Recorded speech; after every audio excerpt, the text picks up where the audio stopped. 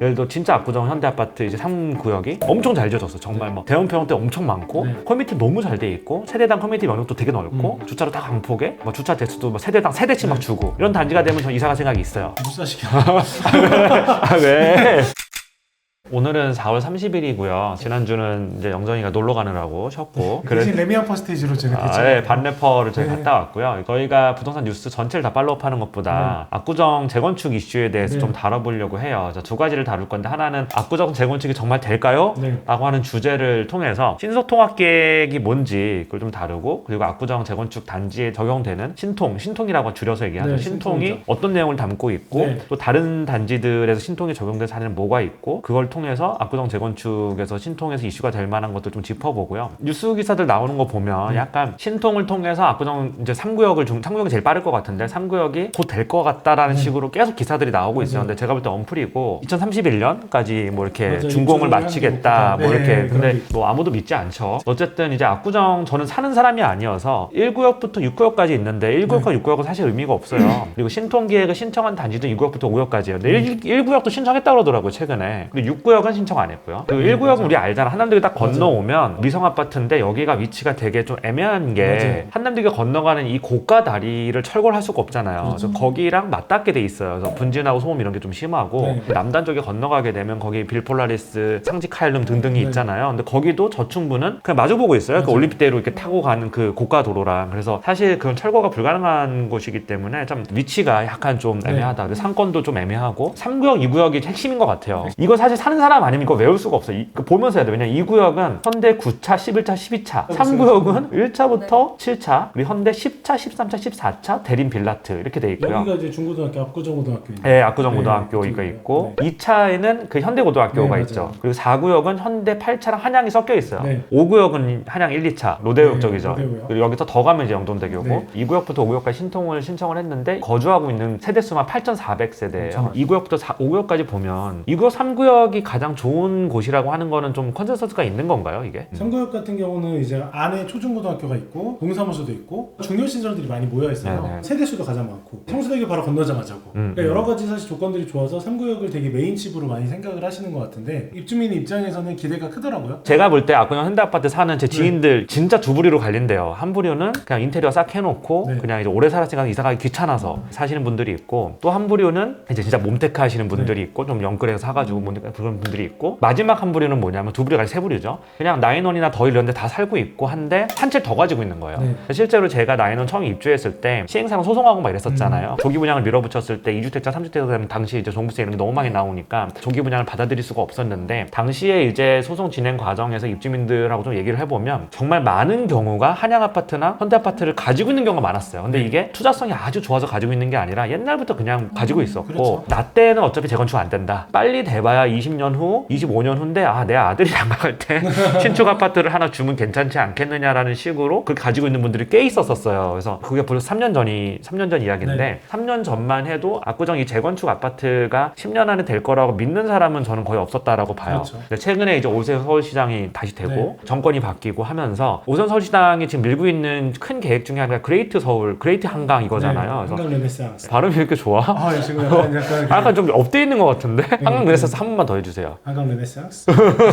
그 한강 르네상스라고 하는 거는 2008년 뭐 이제 그 당시에 막 이제 오세훈 서울시장이 많이 얘기했던 거고 한강을 중심으로 해가지고 서울을 뭐 서부 쪽, 이제 여의도 쪽은 금융 허브, 막 오른쪽은 뭐 동쪽은 뭐 이렇게 만든다라는 그 계획안이 있었어요. 근데 그게 자초가 됐었죠. 당시에 뭐 무상급식 가지고 뭐 이렇게 뭐 하다가 자초가 됐었고 야인으로 살다가 다시 서울시장이 되면서 그레이트 서울로도 이름을 바꾸셨더라고요. 한강을 중심으로 이제 이런 35층으로 일괄적으로 제안했던 걸 다 풀고 한강을 중심으로 이제 아름다운 서울 그리고 경쟁력의 서울 만들자 뭐 이런 취지인 것 같은데 압구정 재건축이 계속 오랫동안 안 됐음에도 불구하고 상당히 높은 금액에 계속 이제 팔렸던 이유가 언젠가는 될 거다라고 하는 믿음이 하나가 있었고 강남이라고 하면 개포동 뭐 대치동도 있지만 거기는 완전히 다른 곳이고 한강변은 압구정밖에 없기 때문에 그렇죠. 한강변에서 압구정을 지나게 되면 잠실이에요. 그래서 송파로 넘어가게 돼서 여기는 하나도 재건축이 안 됐어요 사실. 그리고 서초구는 거의 다 됐고 그래서 이제 한강변 앞에 있는 대단지 아파트 헤게모니가 서초로 갔다가 서초가 좀 더 인기가 있었다가 여기가 되면 여기가 다시 복귀를 할 거다 이제 있는데 그 근거가 뭐라고 생각하세요? 일단 뭐 위치가 저희도 실제로 압구정에서 회사를 운영하면서 느끼는 게 어디서도 오기 편해요. 서초의 어떻게 보면 단점이 주거지가 포커싱이지 상권과 접목되는 데가 잘 찾아봐야 설해마을. 근데 현대아파트는 건너면 로데오에, 건너면 압구정에 이렇게 좋을 수는 없는 거죠. 반프랑 비교를 해보면 어느 곳이 더 살기 좋다 이거는 좀 사람마다 좀 다를 것 같고 근데 둘 다 초1급지는 맞고 한강변을 끼고 있고 교통 좋고 올림픽대로 타기 편하고 강변도 타기 편하고 그리고 대단지로 이제 구성이 되잖아요. 3구역 같은 경우도 5,000세대인데 반포 1, 2, 4주구도 5,000세대거든요. 여기서 하나 포인트가 하나 있어요. 원주민들의 수준. 반포가 낮다 이런 얘기가 아니라 반포 같은 경우는 반대포랑 반자가 먼저 재건축이 되면서 당시에 이제 주공아파트에 사시던 분들이 이제 반대포를 많이 받았죠. 그리고 이제 가리팍도 마찬가지인데 한신아파트 이제 지금 하고 있죠 지금. 근데 원주민들의 수준에 따라서 그 아파트가 얼마나 고급화되느냐가 결정이 되거든요. 물론 이제 여기에 들어가는 임대 비율이라든가 이런 것도 굉장히 중요하지만 반센자 같은 경우는 원주민들이 그 가구 수가 얼마 안 됐고 그리고 소득 수준이 그렇게 높지 않았기 때문에 740세대 740세대 재건축 된 다음에 가장 큰 평수를 46평밖에 안 만든 거예요. 사실 이렇게 얘기하면 뭐 네가 뭐 그렇게 뭐 특정 지역이나 특정 아파트를 계속 뭐 깐다 이렇게 얘기하시는 분들이 있지만 이거는 명확한 사실이잖아요. 소형평형대 위주로 갈 수밖에 없었느냐는 그건 사업성 때문에 그런 거고 그리고 자기가 조합원으로 있다가 그 아파트에 살았을 때 큰 평수가 필요 없는 사람들인 거죠. 압구정 같은 경우 예전에 재건축 규제가 많았을 때 재건축을 하게 되면 결국 임대를 넣어야 되잖아요. 의무적으로 넣어야 되거든요. 이제 서울 같은 경우는 넣어야 되는데 그게 싫다라고 해서 1대1 재건축을 추진을 하다가 좌초가 됐었어요. 어느 정도 돈이 있어도 이게 사업성이 안 나오고 소득이 안 되면 그러니까 수익이 안 되면 안 해요. 재건축. 그 얘기가 왜 나왔는지를 보니까 압구정에 대한 어떤 좀 그런 믿음들이 좀 있었던 것 같아요. 여기는 그래도 부자들이 많이 사는데 이렇게 할 수 있지 않겠느냐. 이 아파트 자체가 거의 다 대형 평수로. 네, 80평대가 있잖아요. 옛날 아파트인데. 그래서 저희가 신통기획 얘기하다 얘기가 좀 나왔는데 압구정과 현대아파트에 대해 전반적인 얘기를 좀 해봤고 신소통합기획이 뭐냐면 말 그대로 재건축을 좀 빠르게 추진하기 위해서 서울시가 미리 정비 계획 단계에서부터 개입을 하겠다 이런 내용인 거잖아요. 신통을 하지 않으면 보통 조합이 정비 계획을 설립을 하게 되고 그걸 인허가를 받아야 돼요. 교통 환경 평가 여러 가지 평가들이 있어요. 우리 건물 지을 때도 봤잖아요. 그 주차장을 얼마나 할 거니 주변에 뭐 번잡돈 어떻게 할 거니 특히나 이거 대단지 아파트이기 때문에 이 아파트가 들어섬으로써 교통이나 환경이 안 좋아지는 걸로 네가 어떻게 커버할 거니 이런 걸 다 평가를 받아요. 그리고 심의가 통과가 되고 그 단계를 지나서 2번, 3번을 넘어가야 사업시행 인가를 받아요. 사업시행 인가를 받은 다음에 관리처분 인가를 또 받아야 돼. 이게 한 8년, 7년 걸리는 경우도 되게 많아요. 그리고 빨리 해도 4년 정도 걸리고 저쪽에 있는 한남 뉴턴 산거 우리 집 한남 뉴턴 산거에 보이는데 시공사는 선정됐지만 지금 크게 별 변화가 있습니다. 네, 그리고 뭐 3구역 같은 경우는 그래도 할 것 같은데 저기 뉴타운으로 지정된 게 언제인 줄 아세요, 예실 대표님? 2004년인가 그래요. 2000년 초반. 19년 동안 지금 삽도 못 두고 있어요. 굉장히 오래 걸리고 변수가 너무 많고 소송도 많고 2구역 같은 경우는 지금 조합장 끌어내려고 막 싸우고 있고 막 이래요. 이게 너무 복잡한데 서울시도 그걸 너무 잘 알고 있기 때문에 그래서 오세훈 시장이 또 이제 치적을 만들어야 되잖아. 부동산 경기도 안 좋고 지금이 규제를 풀 때다 해가지고 규제를 막 풀고 있고 그런 맥락 안에서 신통계획을 만든 거예요. 근데 신통계획의 핵심이 뭐냐? 아주 간단하게 얘기하면 정비계획 단계에서부터 서울시가 개입을 해서 강남구랑 협의해서 강남구 조합 그리고 이제 서울시 3자가 협의를 해가지고 정비계획을 세우게 된다라고 하면 심의가 빠꾸먹을 일도 없고 빠르게 진행할 수 있지 않겠느냐라고 해가지고 정비 단계부터 개입을 하겠다 이거거든요. 이게 원래 공공기획이라는 이름으로 나왔더라고요. 이제 공공기획 이름을 이거 하라고 하니까 조합들이 잘 신청을 안 하는 거야. 왜 신청을 안 하냐? 아니 뭔가 간섭할 것 같잖아. 자꾸 서울시에서. 그래서 이거 이름을 바꿨어요. 신통통합기획으로. 좋은 제도가 이름 때문에 오해를 받았던 경우가 아닌가 좀 싶고 그리고 가장 아주 간단해요. 보통 우리가 정비 사업을 하게 되면 재건축, 재개발, 조합원들이 이익을 받아야 돼. 이 사람들은 최대한 자기가 이익을 얻고 싶은 사람들이에요. 근데 정부에서는 이거를 그냥 두고 볼 수가 없는 거잖아. 얘들이 재건축을 해서 이익을 받지만 이익을 받는 것만큼 혜택을 받으니까 그걸로 인해서 가구수가 늘어나고 공공시설도 많이 이용하게 되고 하니까 거기에 대해서 네가 기무채가를 뭘 내놓던지 아니면 뭐 공공시설을 지어라 이런 식으로 딜을 하는 거잖아요. 근데 이거를 신통에서는 재밌는 게 용적률을 올려줘요. 그래서 이거 같은 경우도 압구정역 근처에 3종에서 준주거지구를 상향한다. 저 처음에 기사를 봤을 때는 아니 무슨 3구역 전체에 대해서 준주거를 해주는 줄 알았더니 역 근처만 해주는 거더라고요. 그것만 해도 이제 용적률이 상당히 많이 올라가니까 그래서 기사에서는 그런 식으로 많이 몰아갔었어요. 압구정에 부자들이 많은데 여기다 너무 혜택을 주는 거 아니냐 이거 하나가 있었고 또 하나는 압구정 대박났다. 준주거로 다 바꿔준다. 근데 그것만 보면 대박이잖아요. 말이 안 되잖아요. 3종에서 준주거 바꿔주면 완전 달라지는 그렇죠. 특정 지역의 조합원들에게 막대한 이익을 몰아주는 걸 서울시가 그냥 할 리가 없거든요. 한 번 종상향이 되면 계속 종상향이 되는 거잖아. 쉽지 않아요. 그 종하향은 안 되잖아. 그게 이거는 그 토지를 가지고 있는 사람에게 직접적으로 금전적 이익을 막대하게 몰아주는 거기 때문에 엄청난 비난을 받을 거란 말이죠. 그래서 서울시에서 생각해 놓은 게 너의 서울숲까지 연결되는 보행로 짓는데 그게 뭐 700억에서 2,500억 정도가 된다면서요. 민간 도로로 해서 다리를 세워서 이렇게 해가지고 가라. 서울숲까지 걸어갈 수 있게. 그거를 니들 돈으로 해라. 근데 그건 아무것도 아무것도 아니야 사실. 이 용적률 늘어나는 거에 다리 한 비하면 2개 지어줄걸요? 와 3개도 지을 수 네. 있어. 근데 그것만 있는 게 아니야. 임대주택 비율을 늘리라고 할 거예요. 근데 임대주택 가구를 늘리라는 게 아니고 비율을 늘리라고 하면 3구역 같은 경우는 재건축이 끝나기 전에 5,000세대가 되는데 10 한 3% 4% 정도가 컨센서스거든요 지금. 네. 그 우리가 한신 2차 같은 경우도 그렇죠. 지금 12.9%잖아요. 네. 임대주택 비율이. 근데 13%만 돼도 5,000가구 13%면 거의 650가구나 700가구 정도가 임대주택을 넣어야 돼요. 근데 이거는 반대하는 조합원들이 꽤 많을 거예요. 임대주택이 많이 들어가게 되면 실제로 그 아파트 단지가 고급화되기 좀 힘든 부분들이 그렇죠. 있잖아요. 이미지도 좀 그렇고. 그리고 또 실제로 자기네들이 받는 혜택 중에 하나인데 분양받는 주택이면 다 자기가 얻을 수 있는 아 그렇죠 혜택인데 그렇죠. 그러면 수익이 확 줄어들게 되고 그리고 아파트 이미지 고급화에도 한계가 있게 되고 근데 아마도 서울시에서 압구정에다가 이거를 무조건 요구할 거라고 보고 있고요. 왜냐하면 이제 예준 대표님 보내준 자료 보면 한신 2차 재건축 같은 경우도 원래 임대주택 비율이 7%인가 뭐 8%인가 그랬는데 13%로 늘어났잖아요. 대신에 서초구에서 2,000평의 땅을 무상 증여해줬어. 네. 그리고 이제 층수 제한도 풀어줬죠. 49층까지 그렇죠. 올라가니까. 한신 2차 같은 경우도 신통으로 이제 네. 추진하고 있는데 이거에 반대하는 사람들이 또 이제 뭐 이렇게 하고 있어요. 그래서 네. 자기들끼리 싸우고 있고 여러 가지 이슈들이 있습니다. 어쨌든 그리고 이제 또 하나가 있어. 층수 제한을 풀어주는 대신에 49층 뭐 70층까지도 뭐 얘기를 하고 있고 4개 동은 70층까지 짓겠다라고 네. 하는데 근데 그 조건이 뭐냐면 디자인 특화 설계를 해야 돼요. 근데 디자인 특화 설계를 하게 되면 건축비가 또 엄청 되게 뛰어요. 되죠. 70층까지 올리려고 하는 그 전략은 랜드마크로서 그렇죠. 강남에 70층 아파트 한강변에 있는 아파트가 아예 없잖아. 그렇죠. 근데 거기서 완전 랜드마크처럼 지으려고 하는 그 속내가 있는데 일단 70층까지 올리게 되면 건축비가 엄청나게 늘어나게 되고 그렇죠. 특화 설계를 하게 되면 시그니엘급 공사요? 그렇죠. 엄청나게 네, 늘어나요. 맞아요. 그러면 70층에서 뭐 65층 이렇게 사는 사람들, 그러니까 네. 고층을 선호하는 사람들은 거기를 좋아하겠지만 다른데 그 65층, 70층을 못 받는 사람들은 공사비를 같이 부담해야 되는 또 문제가 생기는 거잖아요. 단순히 랜드마크 하나만을 위해서 70층을 올리는 거는 비효율적인 거 아닌가라고 비판하는 조합원들도 많을 거다. 저는 안 할 것 같아요. 70층에 사는 게 우리 인체의 몸에 좋은 게 아니잖아요. 그래서 70층이 또 문도 못 열 텐데. 거의 못 열어요. 네. 한강변이 그 바람 때문에 열기가 좀 힘들어져요. 그래서 이제 뭐 그런 이슈들이 분명히 전 생길 것 같고 그리고 압구정 초등학교 이전 비용이 많게는 1,000억이라고 했는데 그거는 이제 하기 싫어가지고 좀 이제 그렇죠. 약간 좀 그냥 뻥튀기해서 얘기하는 것 같고 실제로 수백억 정도가 들어갈 수 네. 있다라고 얘기를 또 하더라고요. 공사비가 또 올라갈 초등학교 거고요. 이전하는 게 쉬운 게 아니죠. 4구역, 5구역 같은 경우는 네. 그 재밌는 게 한강변 조망 데크공원을 또 만들라고 공사비를 니들이 내라라고 하고 있대요. 대신에 이걸 네가 만들어주면 용적률 좀 올려주고 할게. 근데 한강변 조망 데크공원이 뭐예요 도대체? 르네상스랑 약간 연결된 그런 생각인 것 같은데. 그러니까 뭐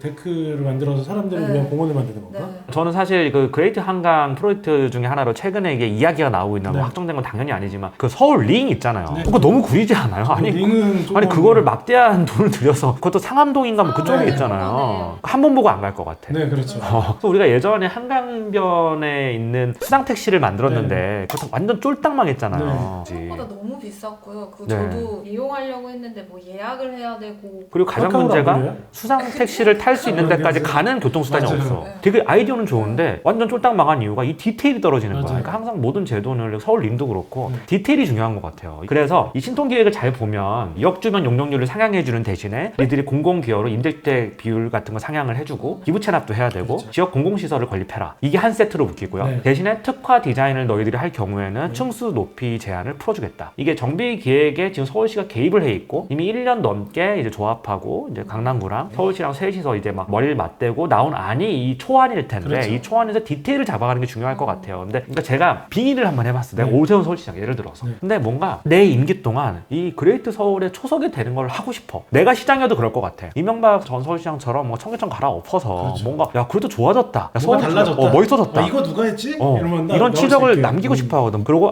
다음 대통령도 뭐 이런 생각도 하게 될 거 아니에요, 사실. 근데 그러려면 이 한강변에 있는 강남이 엄청나게 넓게 분포되는 압구정 재건축 성공을 시켜야 돼요. 어느 정도 소속은 마련해놔야 돼요. 그렇죠. 문제는 여기가 부자 동네란 말이야. 그렇죠. 부자 동네에다가 용적률 인센티브를 주고 서울숲까지 연결되어 있는 보행로 설치를 하는 네. 거는 조합에서 공사비를 부담한다고 하지만 네. 실제 조합에 좋은 일이에요. 왜냐하면 여기서 서울숲까지 걸어갈 수 있는 그 통로가 생기는 거잖아요. 근데 보행로 하나 설치해주고 뭐 초등학교 이전해주고 뭐 그런 짜질한 거 몇 개 해주고 용적률 상향 인센티브를 주게 되면 두고두고 비판을 받을 거예요. 그렇죠. 이거는 압구정 이미 가지고 있는 분들은 그렇죠. 다 재산이 있는 네. 분들인데 그러면 더 많은 거를 내놓으라 그래야 되는데 여기서 줄다리기를 할 텐데 이거는 여론에 따라 달라질 것 같아요. 여론이 좀 우야부야 넘어가면 최대한 좀 혜택을 줘서 빨리 재건축을 시키려고 하지 않을까라고 하는 생각이 제 생각입니다. 다음 시장이 누가 되느냐가 되게 중요할 것 같아요. 맞아요. 다음 서울시장과 대통령이 누가 됐냐에 따라서 이슈가 압구정 재건축이라는 엄청난 대어가 하나가 있고 또 하나는 여의도 재건축이잖아요. 그거 정비 계획안만 믿고 절대 아파트를 매매하면 안 되긴 해요. 사실 그거는 좀 계획안이기 때문에. 근데 서울시장이 누가 되느냐.